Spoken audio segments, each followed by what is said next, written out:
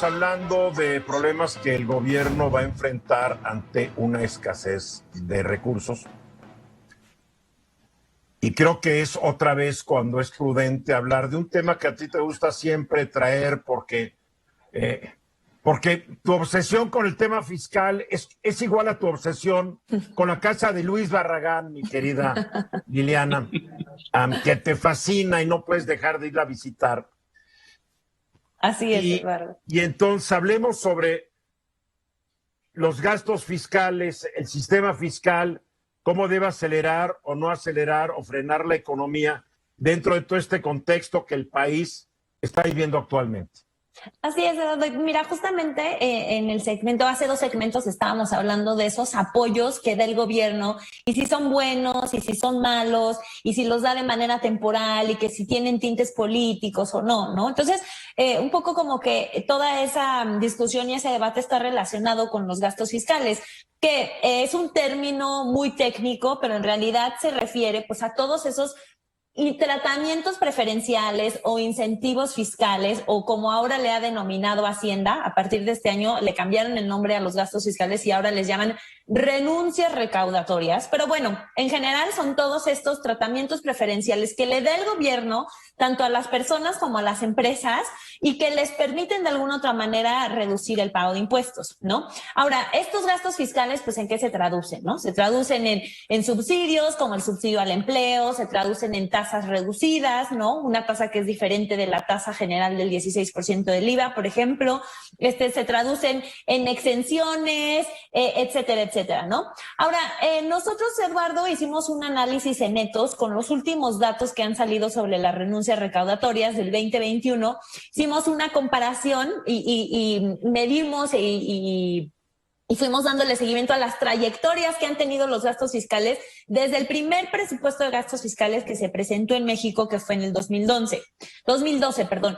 Y aquí hay un dato interesante, Eduardo, que es el hecho de que desde 2015 la pérdida recaudatoria que ha venido acumulando el gobierno a partir de estos gastos fiscales no ha dejado de crecer. Es decir, cada vez más estos gastos fiscales le pesan, digamos, a las finanzas públicas y nos cuestan mucho más, ¿no? Entonces, de hecho, para 2021, la pérdida recaudatoria ya asciende a 4.1% del PIB, que eso es realmente alto, ¿no? Lo que no quiere decir, y eso es muy importante siempre cuando se habla de gastos fiscales, de decir que si tú los eliminaras todos, recuperarías ese 4.1% del PIB, ¿no? Hay unas cuestiones ahí técnicas que nos dejan ver que no es así, pero de todas maneras es un monto muy grande y es un monto que pierde el gobierno. Oye, ¿me podrías volver a dar ejemplos de lo que es un gasto fiscal?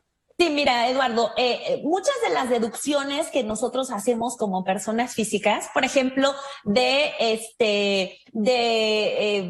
seguro de gastos médicos. Bueno, seguro de gastos médicos, yo le estoy ahorrando al Estado el gasto médico que por ley me debería dar. Bueno, pero nos permite deducirlo. Eso tú lo deduces de tus impuestos. Sí, pero no creo que el gobierno pierda. Bueno, sí perdería si no te dejara deducirlo. O sea, perdón, tú perderías y él ganaría si no te dejaran deducirlo, ¿no? O los gastos, ahí podemos discutirlo largo. Pero los gastos dentales, pero el más común y el más fácil de entender, Eduardo, siempre ha sido como esa tasa cero en alimentos y medicinas, ¿no? Que cuando tú vas a comprar alimentos no te cobran el IVA al 16%, y lo mismo que sucede con las medicinas, ¿no? Pero de estos gastos fiscales hay muchísimos y hay en el ISR de personas físicas, en el ISR de personas morales, en el IVA, en el IEPS, en el ISAN, etcétera, ¿no? En la mayoría de los impuestos. Ahora, otro punto, Eduardo, muy importante en los gastos fiscales es que pues estos se otorgan con fines específicos, ¿no? Un fin podría ser, no sé, generar mayor inversión, ¿no? O generar mayor empleo, ¿no? O promover un comportamiento verde, ¿no? Como por el hecho, por ejemplo, de que tú, no sé, no pagues el ISAN si compras un coche híbrido o un coche eléctrico, ¿no? Quieres de alguna otra manera moldear el comportamiento de los contribuyentes, ¿no? O beneficiar alguna actividad o algún sector económico. Ahora, ¿qué es lo que pasa en México? Y regresamos un poco al tema que estábamos discutiendo antes. quiere decir que nosotros nunca evaluamos los gastos fiscales. Entonces, se aprueban, ¿no? Y entonces yo te digo, oye, Eduardo, por ejemplo, ¿tú te acuerdas de esos estímulos que se le dieron en la frontera norte y sur, que dio el presidente por decreto preferencial, que ahora pues se paga una tasa reducida en IVA y en ISR? ¿Qué tal han funcionado, no? Es lo básico, ¿no? Decir, ¿qué tal que funcionó en el norte? Que hizo que el presidente luego los aprobara en el sur. Pues yo te voy a decir, la realidad es que no sabemos cómo han funcionado, ¿no? Y eso es un grave problema. ¿Por qué no lo sabemos? ¿Porque el gobierno no nos lo ha informado? No los evalúa, Eduardo, no los evalúa. Entonces, el objetivo de esos gastos fiscales, si se cumple o no se cumple, no lo sabemos. Entonces, de alguna otra manera, hay una preocupación muy grande por decir, nosotros estamos gastando de manera indirecta recursos o dejando de recaudar ciertos recursos con ciertos fines, pero no sabemos si se cumplen con esos fines. O sea, se cumplen con la creación de empleos, hay mayor inversión, ¿no? Hay mayor apoyo a las empresas, están despegando las empresas, hay un mejor comportamiento en torno al medio ambiente. O sea, no sabemos nada. O sea, ¿Y qué es? Me imagino que esto ha sido siempre. El problema es por qué no se ha hecho. ¿Por qué no se ha hecho, Eduardo? Y la verdad es que nosotros cuando comparamos con cómo se gestionan los gastos fiscales en otros países del mundo, pues nos queda muy claro que es diferente a México, ¿no? Sí, he de decir, en México ha venido mejorando la transparencia de los gastos fiscales y te lo digo solo si te pones a ver el presupuesto de gastos fiscales, que el primerito tenía como 12 páginas y era muy escueto, y ahora te dan como mucha más información y hay que reconocerlo. Pero de todas maneras, esa información esencial para decir, sí, que dejen la deducción inmediata, por decir algo, ¿no? Una deducción que existía hace mucho para las empresas, para deducir activos fijos. Quítenla o pónganla, ¿no? O quítenle esa deducción a las personas físicas o pónganla, ¿no? O quiten los estímulos fiscales. O sea, ¿cómo tomas tú decisiones sin información? Y esto ha sido toda la vida, ¿no? O sea, decisiones en otros que países, se toman más bien con criterio político que con criterio económico. Totalmente discrecional. Bien, Ramsés. Y lo que dice Liliana es hay que tener cosas muy ciertas. Por ejemplo, en la página de Hacienda hay una cosa que se llama estadísticas oportunas, donde están todos los datos de la Secretaría de Hacienda y Crédito Público. Ahí revisando y viéndola hacia años atrás, el desarrollo social era de casi, el presupuesto era de 55, 58, y este 2021 es casi del 66%, y el desarrollo económico es menos del 26%. La pregunta es, toda la recaudación, ¿cómo está etiquetándose? Como por ejemplo el IEPS. El IEPS debería ser utilizado para infraestructura carretera. Y como dice Liliana, no sabemos si se mete a gasto corriente, a programas sociales, o a dónde va esa cantidad de dinero donde se está juntando.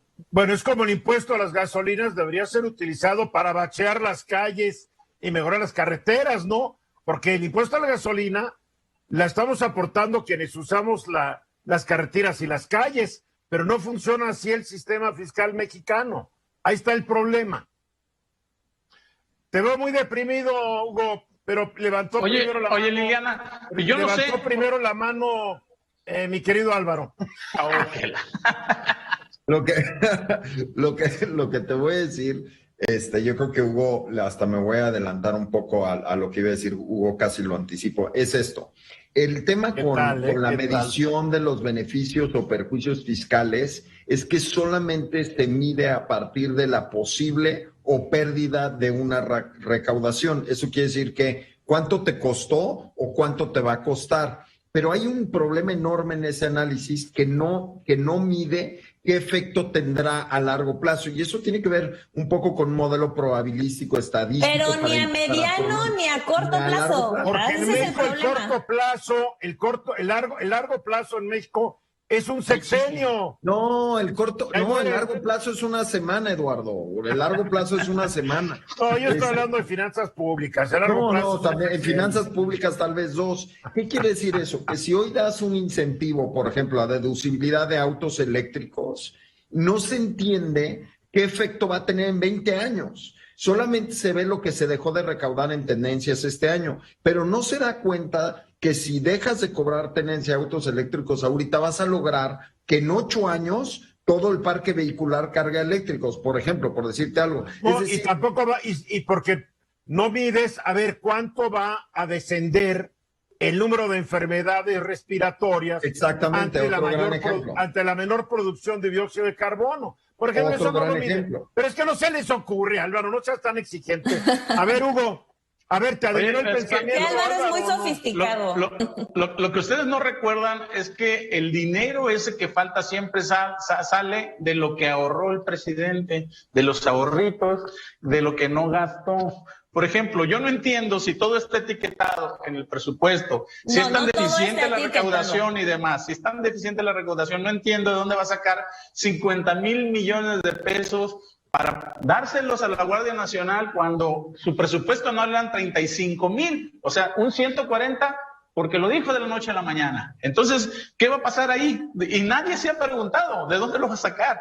Y esto me imagino que va a impactar. Yo me lo he preguntado, pero sé que nunca me lo va a contestar nadie. ¿Para qué hago la pregunta? Pues no. Me van a decir, no, y te lo voy a decir por qué. Porque podemos traer todos los datos oficiales y decir no alcanza, y nos van a contestar que tienen otros datos, y se acabó la discusión. Ramsés. Y yo creo que lo que comenta Hugo hay que dejarlo bien claro. Hay gastos programables y no programables. Y en los no programables es donde meten todo lo que no quieren que se sepa en qué se está gastando. Entonces ahí hay que revisar esa parte de los no programables.